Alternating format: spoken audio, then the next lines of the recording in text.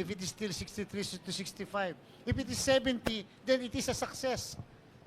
Simply because something is really happening. Because the people wanted to say something. Yun yung naramdaman po namin kanina. They troop, ang haba po ng pila.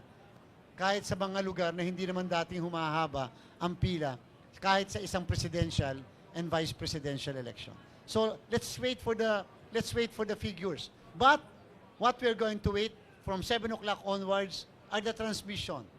Yan po yung tingnan natin. Yan ang best test. Yung kanina po, normal pa. Yung mga na-experience nating haba ng pila, may mga umiinit ang ulo, may mga vulnerable sectors na gustong dito boboto, merong pong nagkaaway dahil sa medyo nasagi o whatever. Normal yan sa pagboto natin. But we have to watch closely the transmission. If indeed what the COMELEC promised to be an expeditious transmission of the results from the precinct to our canvassing centers, to our data centers will really happen. That I think is the best test as to whether this election is a success or not. Chair, Thank you po, mabilis. Chair. Chair, nakiusap po si Kadante for the last Chair, question. for soundbite lang, naging proactive ang COMELEC doon sa 19. Maaari naman kasing hindi sila mananalo, so no need doon sa suspension. Ano lang po yung mga general grounds po for the suspension of proclamation? Siyempre, tinignan natin yung mismo naging desisyon ng COMELEC Division, kasama na rin po yung naging desisyon ng NBank. Kasi meron po kasi na nakapag-desisyon na ang Commission NBank. And because of that, yung po yung naging basihan when it comes to the issue of merits and the evidence presented. So isa po sa mga indication, isa po sa mga grounds na pinagbasihan ng komisyon. Number 2, and this is without interfering into the mandate of the people. Siyempre po, highly respected natin ang mandato ng sambayanan. Kaya lang po, gusto rin namin na mag-exercise pa rin ang komisyon ng jurisdiction niya. Gusto namin magtuloy-tuloy ng pag-exercise. At therefore, sabi ko nga po sa inyo, after this first 19, there can be another batch of those who are going to suspend the proclamation.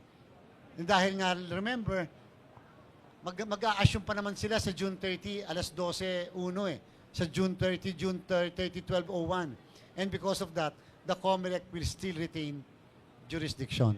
Isa na lang po yung continue na voting. Would not, kailangan po ba ng resolution yun or wala na po?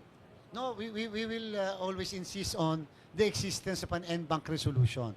We are just waiting for the proper report kasi po kanina, ang sabi po sa amin ng aming pong PMO, for example, isang presinto, may konti lang na kailangan. Eh kung ang solusyon naman, instead of you printing the ballots, hiramin mo na lang, doon mo na lang pabotohin sa kabilang presinto. So long as they are still voters of the same polling place. There's no difference. Di ba? So long as paboboto, ilalagay mo lang naman sa minutes yun eh. Hindi naman irregularity yun. So, yan po yung tinitingnan option namin. Instead of reprinting 5 ballots sa limbawa or 10 ballots para lang maipadala doon, bakit hindi nila padala doon sa kabilang presinto within the same polling place? Pero, kung ang presinto naman ay 5 kilometers to 10 kilometers, we will never risk doing that. We'll just print the ballots and send it to our election officers there so that they can conduct the continuation of the election. Maraming salamat po, Chair. Diyan po nagtatapos ang ating press con for today. Magandang gabi po sa lahat. Thank you.